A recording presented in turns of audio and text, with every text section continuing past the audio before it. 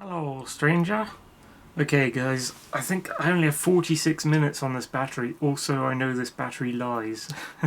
I just had some driving lessons, not immediately just now, but earlier in the day. It is the 27th of November. Today I twisted Tony's arm into taking us on a route through the moor. I asked if it was okay, and he said it's kind of fine. Some of his students kind of suggest routes to go, and he normally takes them up on it as long as he can introduce them to different maneuvers and things during it.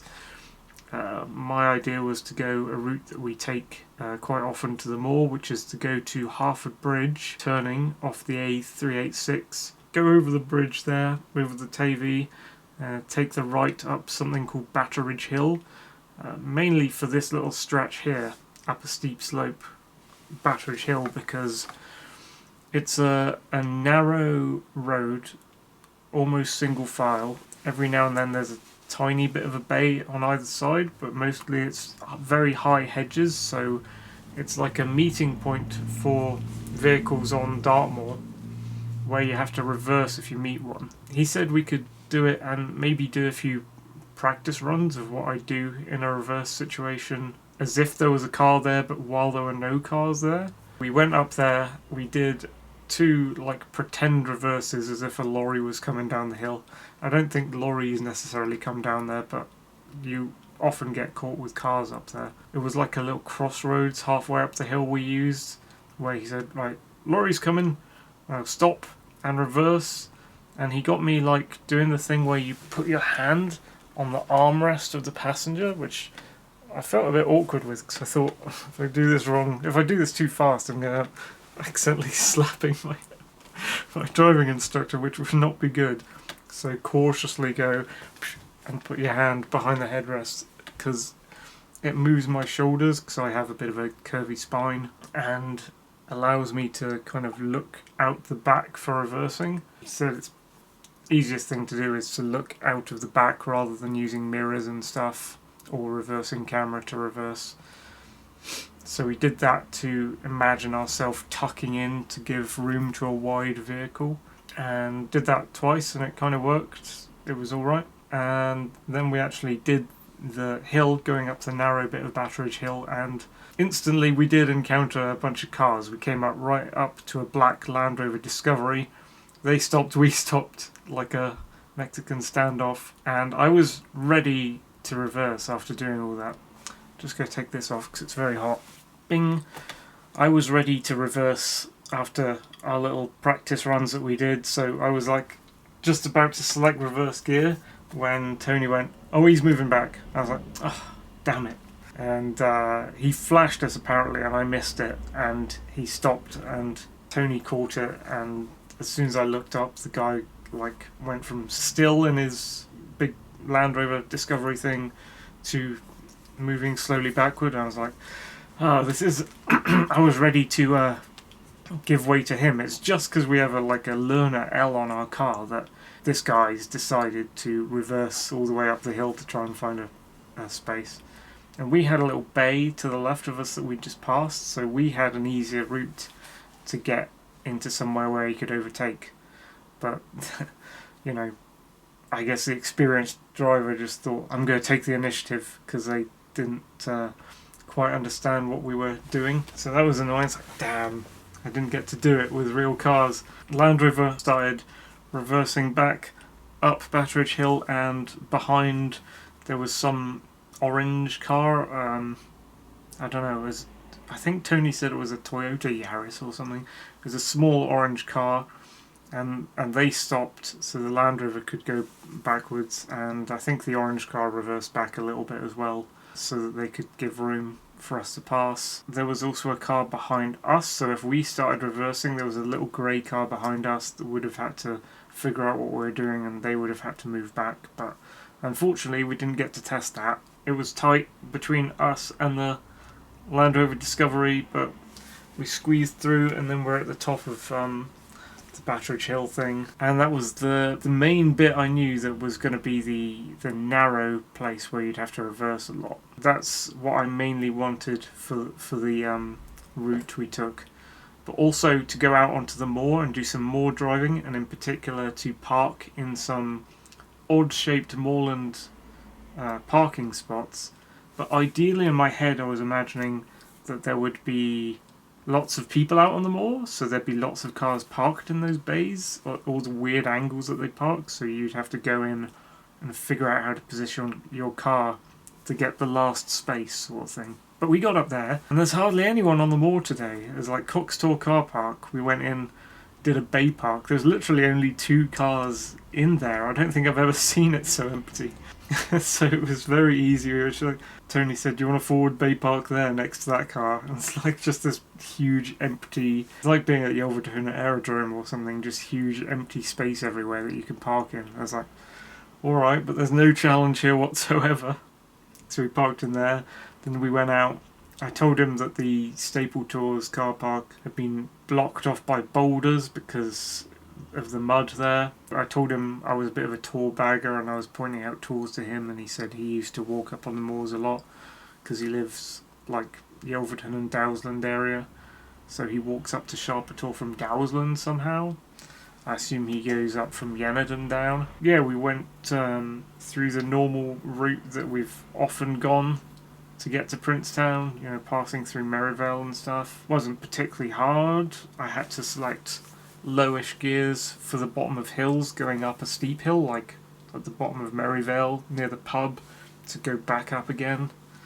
And I don't think I selected quite low enough gears for some of those hills. They went okay, but at some points I was like in 4th gear or 3rd gear and I was flooring it, as in my foot was all the way down on the accelerator and it was just keeping me up enough speed to get up there. Could have probably selected slightly lower gears for those. So we got up to around Fogintor area, and he was saying we're going to pull into a bay here, and I thought he meant we're going to pull in across the traffic on the right into the Fogintor car park, but actually he meant on the left where there's an old abandoned house, and he says some guy purchased that for like £150,000 or something, but they didn't do anything with it, and he thinks it should be a holiday house.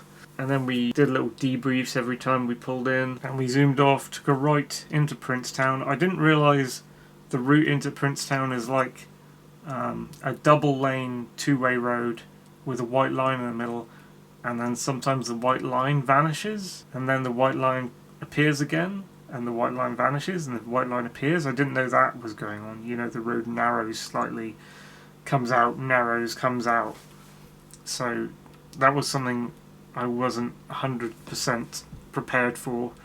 Something that you don't really pay attention to when you're a passenger in the car, but when you're a driver you have to notice these things. Then we got into Princetown, and as we went down to Princetown, to make it less straightforward, he told me to indicate left and go down these like housing estates and stuff. We went past a bunch of housing estates, past a school, down some narrow roads to an unmarked T-junction that was really tight and you need first gear to do it, and then different jags around there.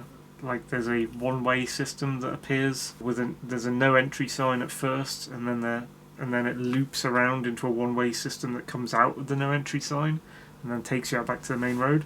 And we came out of there and went up to like a car parking spot in Princetown that is up the hill past, I guess it's past either a pizza place or a pub, and we went in there and we did kind of a little bay parking where there aren't any lines on the ground, but there was like the edge of the car park and then enough for 2 spaces and then a car, so I had to use the car to pretend there was a line there, and that gave me a tiny bit of experience in correction when bay parking. Like, you're not in the right place, pull forward out again. We had the car on our left and we were reversing in to try and keep the car on our left, and we were coming at the wrong angle, so he says like go fully right on the wheel, then come forward, and then go half left on the wheel to semi-straighten up, then come back in again and try and get yourself lined up with the car. So we did a bit of correction work, so I think that's the first time. Last time when we were in the Wharf car park, I couldn't quite understand how to do corrections, so that was a little bit of a taster into correcting bay parkings. I hope we do some more. Then we went up to the end of Princetown where it's like a T sort of junction. We went right towards Cranber and Hart Tor and Leiden Tor and all that. I missed the Leiden Tor car parking. I was going to go in there, but I couldn't. It was really not obvious where it began. There's like no marker for it at all. You really have to kind of guess where it is. There's a big kind of solar panel on a stick sort of thing, which is where I thought it was, but apparently that's 200 yards down the road from the parking, so we just passed the parking and I didn't even see it, which is a shame. Kept on going all the way up to Goadstone Pond, which is the car park just outside Sharpetor. That had a very bumpy car parking area, but it seemed to be quite easy for me to reverse and in first gear and on the clutch move around all the puddles and stuff. So that was quite fun. Once you come out though, it's really difficult to see down the hill and you're pulling out. Also, I didn't realise all the roads on Dartmoor, like Coxtorm, Merivale, all that, and then coming out of Princetown up to Sharpetor, they're all 40 mile per hour roads. I thought they were national 60 mile per hour roads. So I never knew that. They're all 40 mile per hour max. I really didn't. I never knew that before for some reason. We always seem to be going so fast out there on those roads, but I guess we're only going just under 40. Yeah, so pulling out of Goadstone Pond back onto the main road, it's really difficult to see to the right down the hill something coming in the lane you're going to pull out into, because the hill just curves straight down like a cliff that the road's on. So you're looking over the brink of a hill and you can't see anything coming. And we had to stop for a car that just magically appeared over the brink of the hill. It just, it comes over the brink of the hill out of nowhere and it's just there on you straight away and it's going quite fast. Really hard to figure out what's coming in that scenario. You just have to hope the other driver's watching out for you and not speeding. Then we went towards Dowsland, but we didn't go all the way to Dowsland because he took me down another road which I'm not familiar with, which is like a left turn. I think it was just after the bit where the cycle bridge appears above your head, which is part of the GWR Princetown track. It used to be the old railway for miners and stuff. He took us on a left around there. I think it was after the bicycle bridge, and we went up this weird road. It's quite a sharp left, so you have to go to first gear, then you have to turn quite sharply, almost back on yourself in a bit of a U-turn. That takes you up onto some mini moorland areas, which is a bit like being at Yelverton or Pewtor area where the houses are. He took us up on this route, and this route was like a little road that linked up to the Burrator Reservoir circuit. We went round there going quite slow, and there's a little junction and there's like people, there's tourists and dog walkers either side of the road to watch out for. That was quite easy to do. We were doing it all quite slow and went over a leat at one point. And then eventually we got to the edge of the Burrator Dam. It's hard to tell there, but that's actually a junction. So you can tell by the road markings, which are almost worn out, that there's a give way point where you have to stop and pause and look left across the bridge that's over the dam. That nice granite cut bridge. And you have to go quite slow there to see if anything's coming, because you don't have good visibility over the stone walls. And then you can pass the bridge by. Again, hardly anyone parked there, which is really strange because that is a complete tourist trap in summer. Absolutely chocked full of people parking. Yeah, and then we zoomed off up past Yenadon Down, managed to get up to, I think, fourth gear for a bit there because it became a 40 again. And there's a cattle grid with a right-hand turn which takes you into Dowsland. I think there's the road kind of narrows and widens again there. Something to watch out for. And then we went left, I think. We zoomed up to Yelverton, and then at Yelverton we went onto the aerodrome and we did a few odd bits and bobs there in Newbieville on the aerodrome, which is of course where all the newbies go and where I first started learning to drive with all my instructors except Tony, which is ironic because he's an actual Yelverton driving school. I went in there, we did some fake reverse around a corner just on the aerodrome. It was like just watch out for the grass and then reverse backwards and then right. It's kind of pointless doing it in those places because you don't have any solid objects to watch out for like high walls and stuff like you do in estates. It was a bit of a laugh dodging grass. You couldn't really see it very well out the wing mirrors, and the wing mirrors got all the little dapples of rain on them because it was raining on and off the whole time, so it's covered in little dots of rain. And Tony was suggesting that they get like a Dyson Airblade fitted into the cars that just fire out of the wing mirrors and fire air to clear those, and he says no cars do it and it needs to be invented now. And he wants to get on Dragon's Den and invent it for heaps of cash. Anyway, we drove to Crapstone, the War Memorial, just outside Yelverton. Yes, funny name.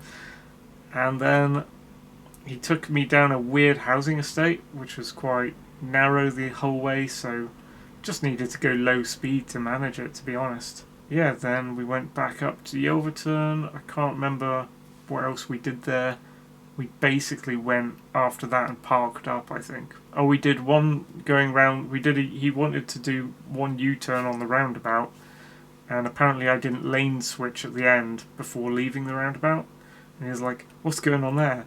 I was like, I really don't have much experience at all on major roundabouts where you have multiple lanes, so you're meant to switch lane before you exit.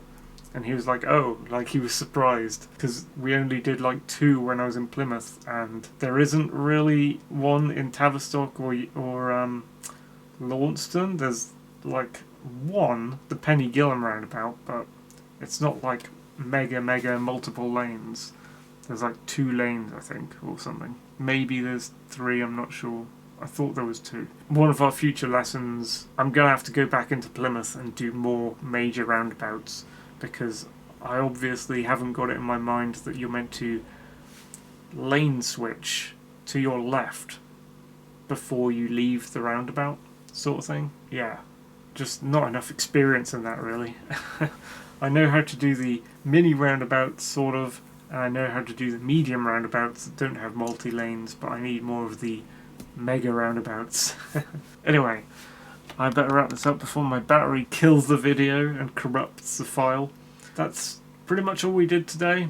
It was pretty good. We went out on the moor. We got a little tiny bit of the reversing down narrow country roads sort of thing done. Anyway, catch you later, folks.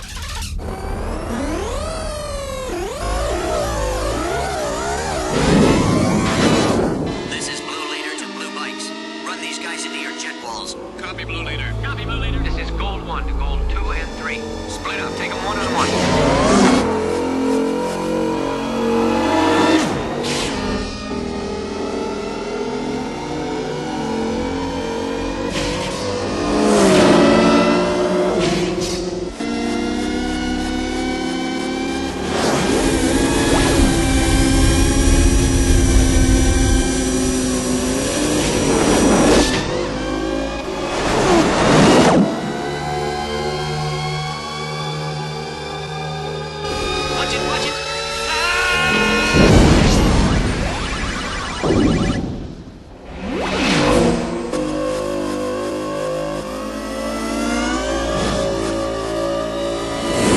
Watch it.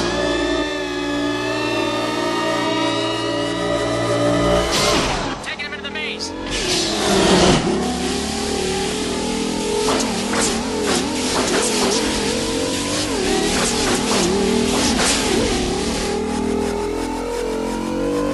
This is it.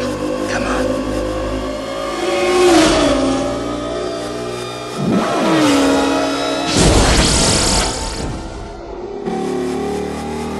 Three to goal, 2 and 1. I'm getting out of here right now, and you guys are invited. Got it. Ready? Ready. So long, sucker.